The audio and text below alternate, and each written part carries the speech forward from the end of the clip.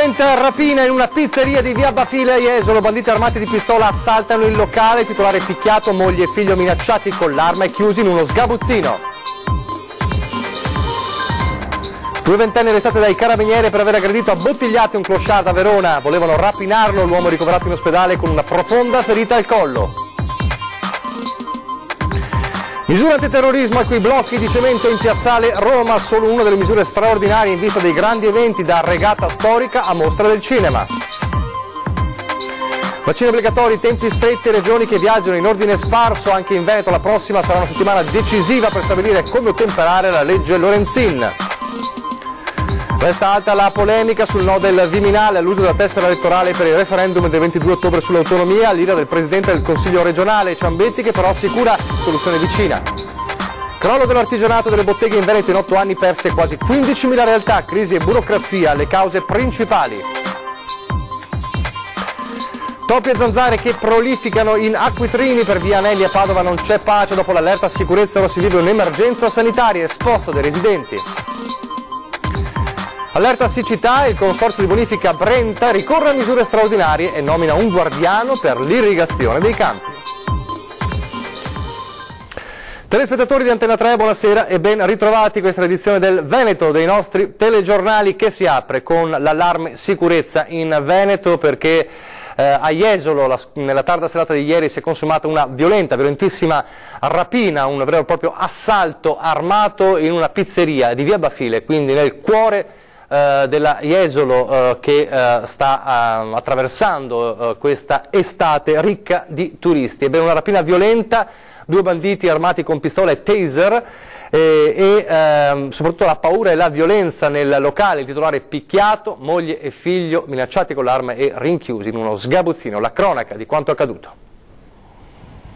Due i banditi pronti a tutto, senza scrupoli. Uno aveva il cappuccio della felpa in testa, pistola in mano. È entrato assieme al complice, berretto, volto scoperto ed armato con un taser. I due criminali hanno fatto irruzione nella pizzeria Atmosfera a Jesolo Lido, proprio nel cuore della cittadina balneare. La rapina intorno all'1 di notte. Sono entrati da dietro, direttamente nelle cucine dove hanno trovato il titolare, Dario Caravetta. Lo hanno aggredito, picchiato, minacciato. Volevano che aprisse la cassaforte. I malviventi hanno puntato le armi contro la moglie ed il figlio, un bimbo di soli 7 anni. Il titolare del ristorante, ferito da 2 colpi, uno sulla tempia ed uno al volto, ha aperto la cassaforte, all'interno un bottino di circa 100.000 euro. Poi i due banditi, che avevano studiato nei minimi dettagli il colpo, hanno rinchiuso l'uomo con la moglie del piccolo in una stanza del ristorante. Addirittura prima di fuggire si sono impossessati delle chiavi del locale e del cellulare della vittima, così da impedirgli di chiedere aiuto.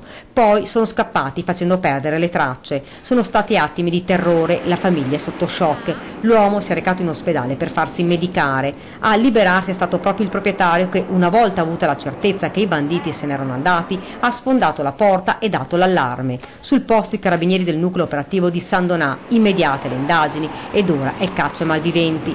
Il clima questa mattina era teso, albergatori ed esercenti hanno sempre più paura. Non si può più andare avanti così, tuona Angelo Faloppa, presidente della Confcommercio di Jesolo. Picchiato, malmenato, paura per il figlio, per la moglie, cioè sono veramente situazioni dove uno dice ma a casa mia posso ancora essere sicuro? La risposta è no, assolutamente no. Manca la certezza della pena, questi criminali sanno di poterla fare franca, le forze dell'ordine hanno le mani legate, bisogna dire basta, ormai regna la preoccupazione. È già da parecchio che siamo preoccupati ed è già da tanto che lo diciamo, cioè non si può continuare così.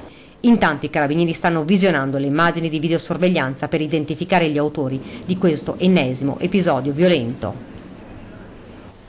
A Verona adesso con un altro episodio di violenza nel mirino, però un obiettivo decisamente diverso. Due ventunenni, un italiano e un marocchino, sono stati arrestati dai carabinieri con l'accusa di rapina aggravata e lesioni personali ai danni di un clochard che è stato aggredito a bottigliate. La vittima, un cittadino romeno di 61 anni, stava riposando nei pressi delle Arche Scaligere quando i giovani lo hanno colpito violentemente al collo a bottigliate. La richiesta al 112 è arrivata da un passante che ha visto un uomo insanguinato che chiedeva aiuto e cercava di lavarsi con l'acqua della fontana. La pattuglia ha prestato soccorso al senzatetto che aveva una profonda ferita al collo da cui usciva molto sangue. Poi ha iniziato le ricerche degli aggressori che sono stati trovati poco lontano. Avevano ancora il portafogli del clochard che a quanto pare sembra contenesse 140 euro e anche il collo di bottiglia insanguinato. Il giudice ha convalidato l'arresto disponendo per entrambi la custodia cautelare in carcere. Alla vittima sono stati diagnosticati in ospedale 10 giorni di prognosi. A Venezia ora, dove l'allerta terrorismo, come sappiamo, nei grandi centri per gli eventi porta a misure straordinarie di sicurezza. Ebbene, da ieri sera è iniziata la posa dei blocchi di cemento antisfondamento in Piazzale Roma, prima misura antiterrorismo in città in vista di eventi importanti come la regata storica e soprattutto la mostra del cinema. Sono diventate ufficialmente operative le misure antiterrorismo messe a punto nell'ultimo Comitato per l'Ordine e la Sicurezza Pubblica di mercoledì, a pochi giorni dall'avvio della Mostra del Cinema di Venezia, della regata storica e del premio Campiello. La scorsa notte sono state installate le prime barriere in cemento lungo la rampa che porta a Piazzale Roma e all'ingresso del ponte di Calatrava, ma l'intervento non è ancora concluso. Il momento più importante avverrà domenica notte col posizionamento dei New Jersey in cemento di tipo parallelo e da lunedì chiaramente cominceranno a entrare in funzione. Noi abbiamo triplicato le squadre di vigili urbani. Così la Giunta a Brugnaro ha deciso di proteggere la città di Venezia, anche se la scelta di posizionare blocchi e New Jersey in cemento comporterà qualche disagio, soprattutto in ordine al rallentamento del traffico che in entrata è regolato dalle pattuglie della polizia locale. Noi invitiamo la gente chiaramente a utilizzare più il tram e avere un po' di pazienza. I primi 250 blocchi di cemento sono stati posizionati la scorsa notte, 3 gli sbarramenti paralleli controllati dai reparti armati per la vigilanza H24 su Piazzale Roma. Nei prossimi giorni valuteremo anche il tema della navigazione, perché il Comune di Venezia, il Sindaco Brugnaro, il Prefetto e la Questura sapranno dare delle risposte chiaramente importanti, dove è evidente che c'è una parola molto chiara: il bullismo è finito, tolleranza zero. Lasciamo per un attimo la cronaca adesso per parlare di un tema importante come quello dei vaccini, perché quella che si apre la prossima sarà una settimana decisiva insieme a quella successiva per evitare il caos che già sembra profilarsi all'orizzonte. Ieri la Regione ha indicato alle ULSS come operare nei prossimi giorni a partire da un calendario di vaccinazioni straordinaria. Vaccinazioni obbligatorie per l'iscrizione scolastica, anche se il Ministero della Salute annuncia una linea soft per il primo periodo definito di rodaggio e a livello nazionale si contano 600.000 tra bambini e ragazzi privi della copertura prevista dalla legge Lorenzin, tra le regioni regna il caos e si viaggia in ordine sparso, quantomeno per le modalità attraverso le quali ottemperare ai nuovi obblighi. In Veneto la Regione ha inviato ieri pomeriggio alle aziende sanitarie le indicazioni su come procedere, che verranno quindi studiate e recepite da lunedì. Parallelamente a Venezia si sta lavorando al ricorso da presentare alla Corte Costituzionale contro la legge che obbliga a sottoporsi a 10 vaccinazioni gli alunni di materne ed elementari. Una replica del ricorso già presentato al medesimo provvedimento in forma di decreto. Nel frattempo la legge è legge e quindi entro il 10 settembre le famiglie devono presentare alla scuola materna la documentazione che attesta l'avvenuta vaccinazione, pena la mancata iscrizione, scadenza che slitta al 31 ottobre per le scuole dell'obbligo. Lunedì è previsto in Regione un confronto tra gli assessorati coinvolti, istruzione e sanità, per poi portare martedì il tema all'attenzione della Giunta. Nella sola ULSS 2 Marca Trevigiana i bambini scoperti sono circa 1.300 su 22.000 che frequentano nidi e scuole d'infanzia. I richiami alla profilassi partiranno proprio dai più piccoli per proseguire poi con i 9.000 delle elementari e infine i 18.000 adulti tra insegnanti e personale scolastico. Altro tema importante, caldo, perché mancano 2 mesi alla consultazione, cioè il referendum per l'autonomia del Veneto previsto per il 22 ottobre. Resta infatti alta la polemica sul no del Viminale del Ministero dell'Interno all'uso della tessera elettorale per il referendum del 22 ottobre. Continuano a tuonare da Palazzo Balbi il Presidente del Consiglio regionale Roberto Ciambetti, che però avverte la soluzione al problema è vicina. Aspettiamoci sgambetti, bucce di banana, comunque difficoltà di carattere burocratico. Il Presidente del Consiglio regionale ne è convinto, non sarà l'ultimo ostacolo sul traguardo del referendum per l'autonomia del Veneto. Quel pasticciaccio brutto di Roma, potremmo dire citando Carlo Emilio Gadda. Il caso ormai è noto, il Ministero dell'Interno dice no all'uso della tessera elettorale che ogni avente diritto al voto deve esibire al seggio assieme al documento di riconoscimento. Il motivo? Non è stato spiegato, tuona Palazzo Balbi, come se quello del 22 ottobre fosse un sondaggio, non una consultazione con tutti i crismi, normata da una legge regionale, per di più confermata dalla Corte Costituzionale. Insomma, un siluro burocratico in piena regola a 2 mesi dal voto. Quando facciamo i referendum per le fusioni dei comuni, ed è una legge regionale che incardina quel tipo di consultazione, viene usata normalmente la tessera elettorale. Questa cosa sembra fatta apposta per inceppare la macchina elettorale, per mettere appunto i bastoni fra le ruote. Gli astensionisti puntano il dito. ZAI e la Regione già lo sapevano da quando si è trattato di trovare l'intesa con le prefetture per la operatività. Replica Ciambetti, ci siamo trovati di fronte a un dato di fatto ormai a ridosso dei limiti di legge, un rifiuto che peraltro non viene motivato a dovere. Allo stesso tempo però assicura una soluzione c'è. Stanno già trovando delle soluzioni alternative, però sicuramente è una cosa che dà fastidio, è una cosa che fa capire quanta paura ci sia nei ministeri di questo tipo appunto di consultazione che viene fatta in Veneto. Dalla politica all'economia, con le quasi 15.000 realtà artigiane e di botteghe che sono state perse negli ultimi 8 anni in Veneto, una crisi, un crollo dovuto a diversi fattori, ma da Treviso, almeno dalla Confartigianato, c'è una sorta di ottimismo parziale che nell'aumento dei consumi vede alcuni segnali di ripresa, e gli artigiani però ammoniscono. Ora serve ripensare le aziende iniziando dai nuovi assunti. Sono oltre 14.000 le imprese artigiane che hanno chiuso in Veneto. Il dato è stato elaborato dall'Associazione Artigiani di Mestre, un dato che parte dal giugno del 2009 e include anche il piccolo commercio di vicinato. Il calo più evidente riguarda l'autotrasporto con un meno 30% di partite IVA, seguito dagli edili e dai falegnami con un 27% di attività in questi ultimi 8 anni. Questa è la situazione, mentre proprio in questo 2017 alcuni indicatori danno invece segnali positivi, come ad esempio il consumo di energia elettrica per fornitura industriale, aumentate in questi ultimi mesi, ma non solo. La presenza di cartelli con la scritta "Assumiamo" iniziano a spuntare in diverse parti del Veneto e della Marca, come è capitato lungo strada Ovest a Treviso.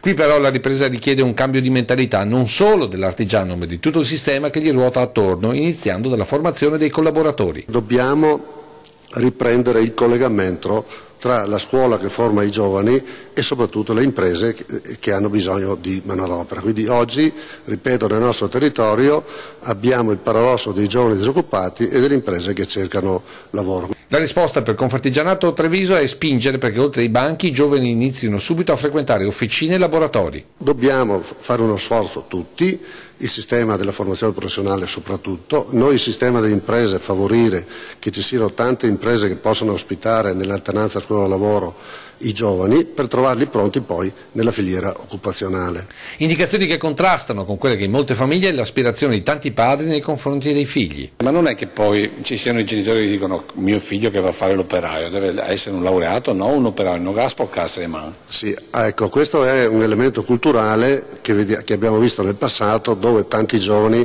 hanno scelto più la strada del liceo piuttosto quella delle scuole professionali.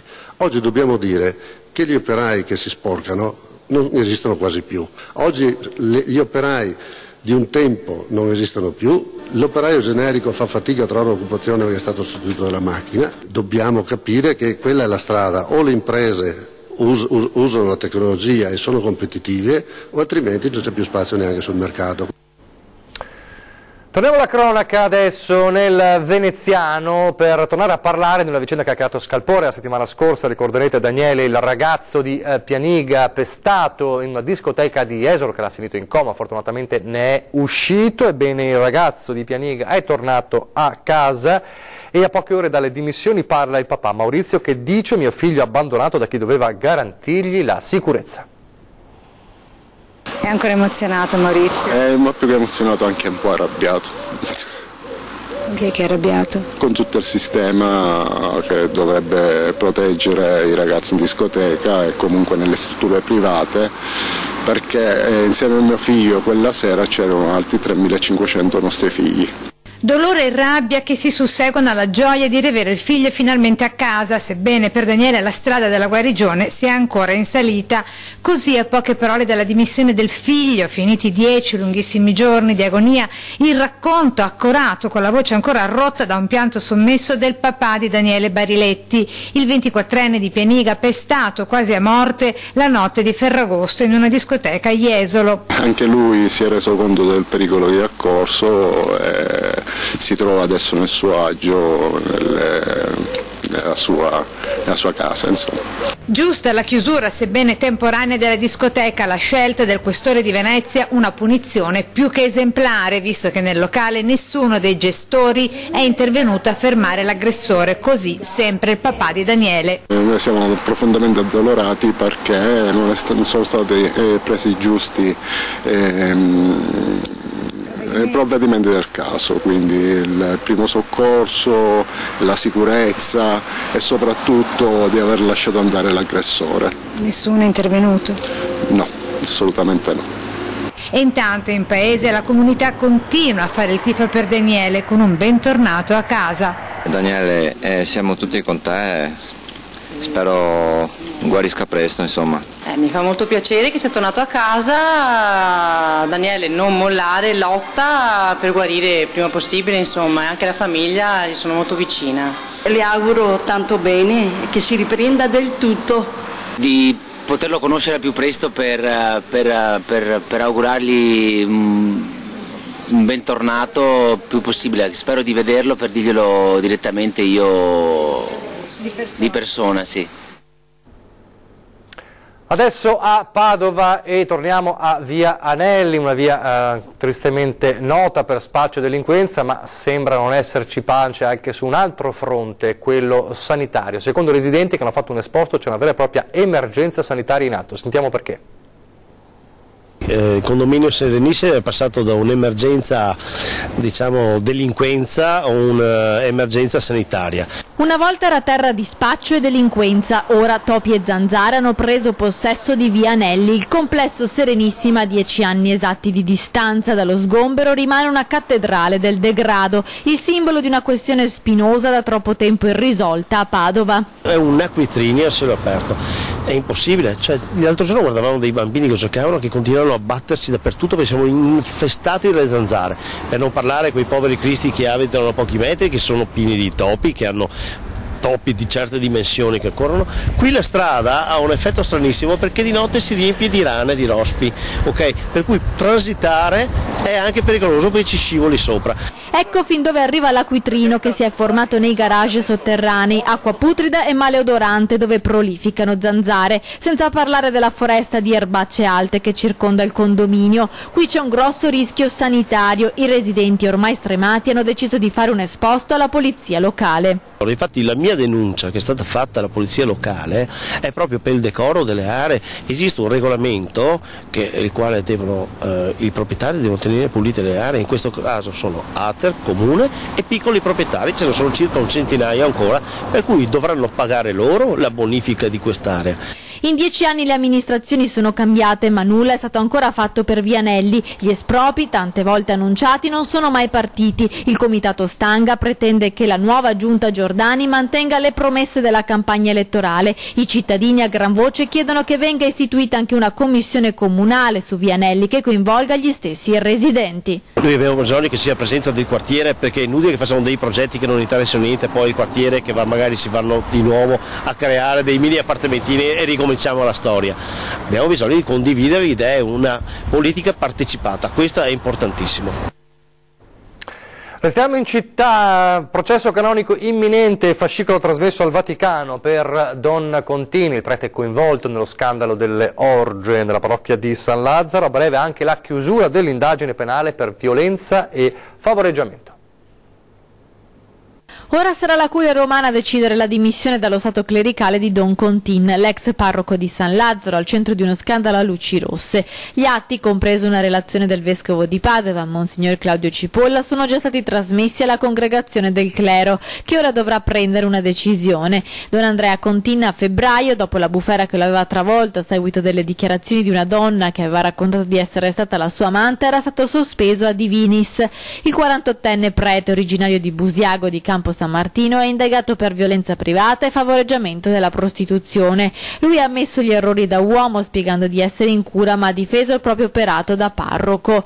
Don Contin dunque rifiuta le dimissioni e a breve la congregazione deciderà. Una sentenza che potrebbe essere veloce, visto che nel 2009 Papa Benedetto XVI aveva semplificato la procedura. Il provvedimento finale di tipo amministrativo non dovrà neppure essere firmato dal Papa per avere applicazione e non potrà essere impugnato in appello in caso di pronuncia sfavorevole. L'ex parroco di San Lazzaro attenderà il responso nella comunità di recupero in un luogo segreto. Don Roberto Cavazzana, l'altro prete finito nello scandalo 8, invece ha chiesto il perdono.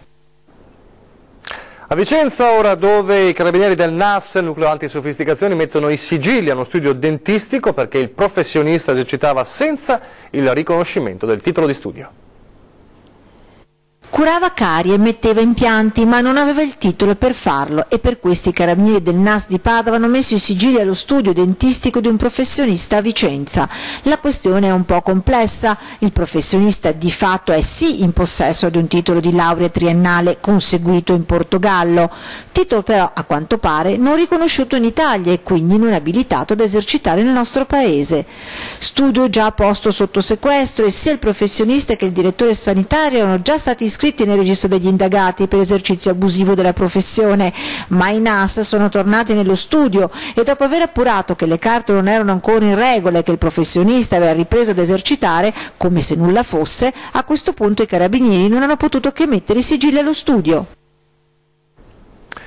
Una notte di lavoro per i vigili del fuoco di Verona, nella zona di San Bonifacio, per il tremendo incidente del pomeriggio di ieri. Una notte di lavoro e solo alle prime luci dell'alba, il termine delle operazioni.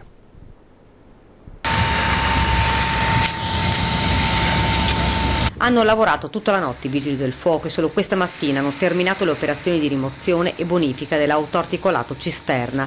Il mezzo ieri sera si era scontrato contro una macchina finendo parzialmente in un fossato e prendendo fuoco. Le fiamme e il fumo denso erano visibili a chilometri di distanza. Nel grave incidente sono rimasti feriti sia l'automobilista che il camionista, riusciti però fortunatamente ad allontanarsi dai mezzi prima del rogo. Entrambi sono stati portati all'ospedale veronese per essere medicati. Sul posto in poco tempo sono arrivate diverse squadre dei vigili del fuoco. La strada provinciale nel tratto interessato è stata chiusa e rimarrà bloccata fino al completamento dei lavori di bonifica e ripristino del manto stradale. Sul posto per i rilievi di legge anche i carabinieri. E ieri sera altro incendio poco prima delle 22 lungo l'autostrada A31 tra Atene e Due Ville in direzione Vicenza. Ha preso fuoco un'autovettura. Illeso il conducente che, accortosi di quanto stava accadendo, si è fermato nella corsia di emergenza ed è sceso subito dalla macchina. Sul posto i vigili del fuoco. L'incendio molto probabilmente è di origine elettrica. Allora parliamo di siccità, come sappiamo, che ha caratterizzato enormemente, pesantemente questa estate. Allora il Consorzio di Bonifica Brenta ricorre a misure straordinarie per i turni irrigui e introduce anche la figura del guardiano che può anche sospendere l'erogazione. È già stata definita l'estate più calda degli ultimi 15 anni, poche piogge e una grandinata che ha provocato solo danni al raccolto. Un'estate segnata dall'emergenza siccità anche per la nostra provincia. E così, dato che l'acqua per gli usi irrigui è scarsa, il Consorzio di Bonifica Brenta fa entrare in gioco il sorvegliante idraulico. Il presidente dell'ente, che ha sede a Cittadella, ha fatto sapere che prima di abbeverare i terreni sarà necessario mettersi in contatto con il sorvegliante di zona. Le scorte idriche dei bacini montani sono in esaurimento e il perdurare del caldo eccezionale sono due fattori che stanno creando problemi alle coltivazioni. Le portate d'acqua del fiume Brenta si attestano a 7 metri cubi al secondo e anche l'acqua sul bacino del Corlo è terminata.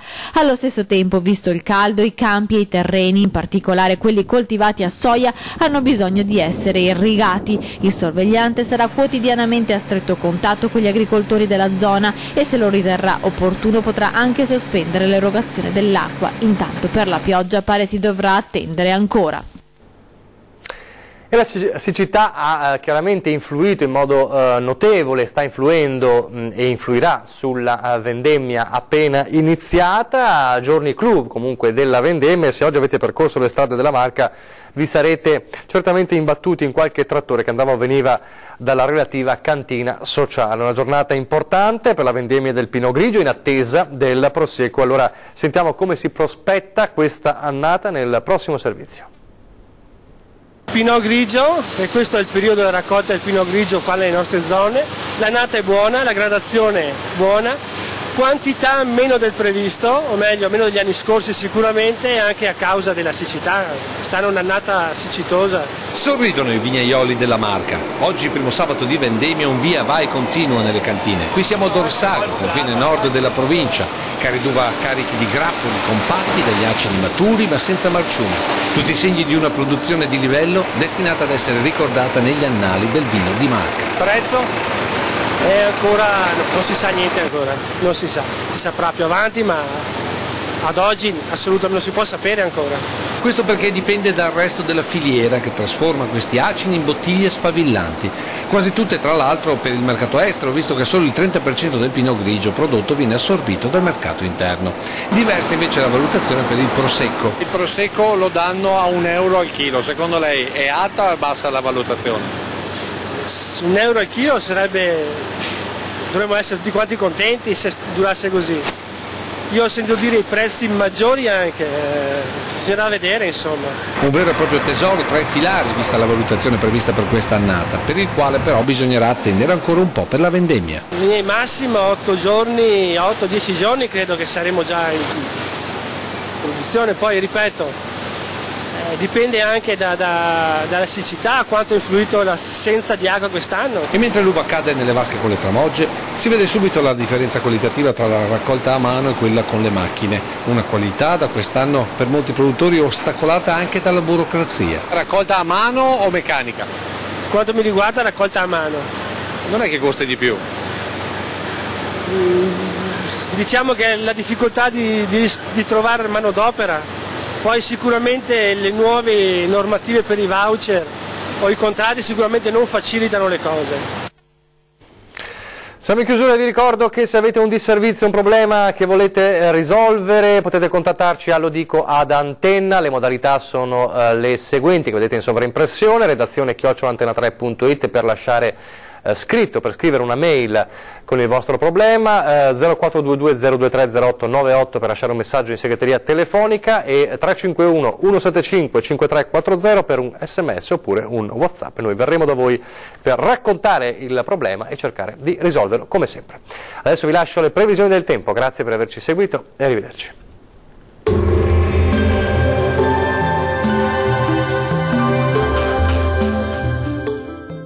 Estate, annuale Venezia, il parco acquatico per famiglie e ragazzi. 8 piscine, idroscivoli, animazioni. Acqua estate è annuale Venezia. L'anticiclone africano Polifemo è protagonista sul nostro paese, sarà una bellissima giornata di sole, rare le precipitazioni. Vediamo il dettaglio: sul Veneto tanto sole ovunque e cieli completamente tersi. Farà ancora più caldo, con temperature che risultano essere in ulteriore aumento e massime previste in media tra i 31 addirittura 37 gradi, minime attese tra 19 e 22 gradi circa. Come sarà invece il tempo sul Friuli Venezia Giulia? Anche qui avremo una splendida giornata di sole su tutta la regione con cieli completamente sereni e anche il clima sarà piuttosto caldo. Le temperature risultano infatti essere ancora in aumento, massime tra i 30 e i 34 gradi, valori minimi previsti tra 20 e 21 gradi circa. E concludiamo con uno sguardo alla situazione del Trentino Alto Adige. Anche qui avremo un'altra bella giornata di sole dominante su gran parte dei settori, tuttavia più nubi e locali temporali, specie pomeridiani, potrebbero verificarsi sulle Alpi di confine. Temperature massime attese tra i 35 e i 37 gradi, minime previste tra 17 e 18 gradi. Il mare sarà generalmente calmo, i venti deboli orientali. Bene, dal nostro meteo per ora è tutto, grazie per l'attenzione, arrivederci.